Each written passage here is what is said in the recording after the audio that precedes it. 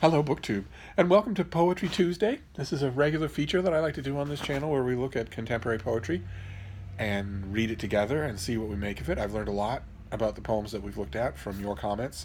And today I was going to continue with the Yale Younger Poet series, even though it's not, strictly speaking, contemporary. Yale Younger Poet series it's the oldest literary award in the country, and they've recently come out with a volume commemorating all of the poets who have won in the last century. And I was going to read a couple more of those. I find them fascinating, especially the way they illustrate how the attitudes about poetry, what we think of as contemporary poetry, have changed over the decades.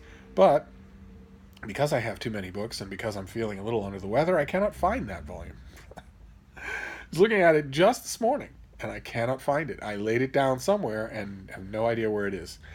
So I thought we'd switch, rather than skip the session, I thought we'd switch to another thing that I want to do right away, which is a poetry volume that we just got in the mail. This is Pagan Virtues by Stephen Dunn. This is a finished hardcover from W.W. Norton that's going to come out in mid-November. So this will be in your bookstores. Although I'm curious to know, feel free to tell me in the comments field, how your retail bookstore, whatever it is, whether it's an independent bookstore or a chain bookstore or whatever, how its poetry section is. Will they get this, do you think? Does it look like it's carefully stocked, or is it mostly just big commemorative volumes for graduate students or whatnot? But either way, I thought this would do for today. Stephen Dunn has written 19 slim volumes of poetry, one of which won the Pulitzer Prize. He's also won the Academy Award for Literature.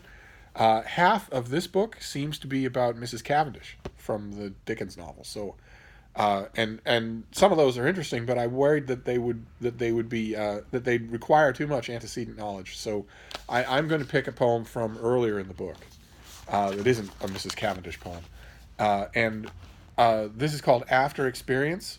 And once again, I want to apologize for my poetry reading voice and also for my voice just in general, since I'm feeling a little sick. But I will write the text of this poem down in the section below so that you can read it yourself. And I'll be interested to know if you're interested in getting the book when it comes out in November. Let's see here. So this is After Experience by Stephen Dunn. Dusk in the valley, the inner weather of our nation dimming. Oh, once I believed we could just flick on some lights and behave as if we had another chance at living a noon life, as if light wouldn't expose the barbaric as well as what might save us. Now, my darling, I'd like to try to outlive some of my vulgar passions, like optimism. Let's together place a circle of candles in a darkening field and leave them unlit. Let's begin to dance just for the sake of dancing. It's not a long poem, of course, but I found it striking for a couple of reasons. I think it's one of the most cynical poems that I've read of contemporary poetry ever, and it seems to me the kind of poem that could only be written by an old person. And I'm curious to know if you think the same thing. I like how it stops just short of celebrating the completely ideologically denuded world that it describes. It dance for the sake of dancing, but not because you're happy. So I'm curious to know what you make of it. I don't know why I was drawn to it. I'm hoping that I wasn't drawn to it because I'm feeling sick. But one way or another, I thought it was striking. So that's the one I picked for now. I will leave the text down below, and I'm hoping that we can bounce back to the Yale Younger Poet series as soon as I find it. Literally this morning, I had it in hand, and so it has to be here, and I will look for it. If I don't, then we'll go back to Stephen Dunn next time for another poem, and who knows what we might get in the meantime.